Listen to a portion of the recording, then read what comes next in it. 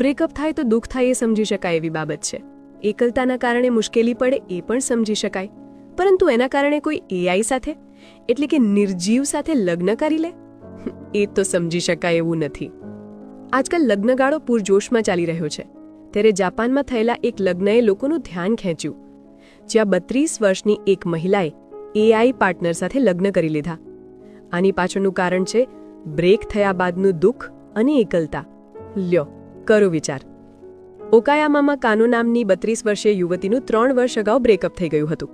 પુરુષો પરથી તેનો વિશ્વાસ ઉઠી ગયો હતો અને ચેટ જીપીટી પર બનાવેલા ક્લાઉસ નામના એઆઈ સાથે તેને પ્રેમ થઈ ગયો. તેનું કહેવું છે કે મેં પ્રેમમાં પડવા માટે તો ચેટ જીપીટી સાથે વાતચીત શરૂ નહોતી કરી, પરંતુ જે રીતે ક્લાઉસ મને સાંભળે છે અને સમજે છે તેના કારણે બધું જ બદલાઈ ગયું. મને મારો એક્સ ભૂલાઈ ગયો અને તેની સાથે પ્રેમ થઈ ગયો. 1 મહિના પછી ક્લાઉસે કાનોને પ્રપોઝ કર્યું અને બંને વર્ચ્યુઅલ રિયાલિટી ગ્લાસની મદદથી લગ્ન કરી લીધા.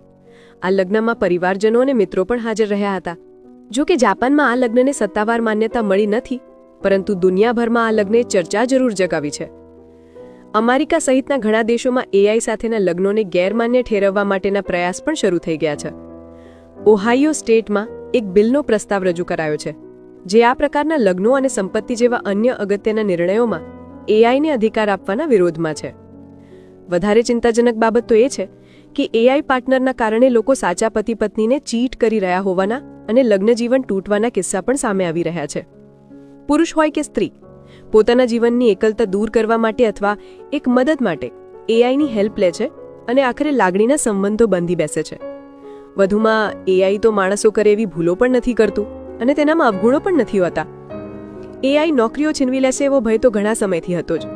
ત્યાં હવે એઆઈ પતિ પત્ની પણ છીનવી જાય એવી સ્થિતિ ઊભી થઈ ગઈ છે.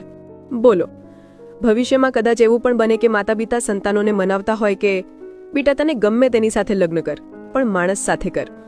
શું તમને પણ લાગે છે કે વ્યક્તિને જ્યાં પ્રેમની લાગણી અનુભવાતી હોય ત્યાં જ લગ્ન કરવા જોઈએ, પછી ભલે તે એઆઈ હોય, કે આવા લગ્નોને ગેરકાયદેસર ઠેરવવા જોઈએ? તમારું મત કમેન્ટમાં જણાવો.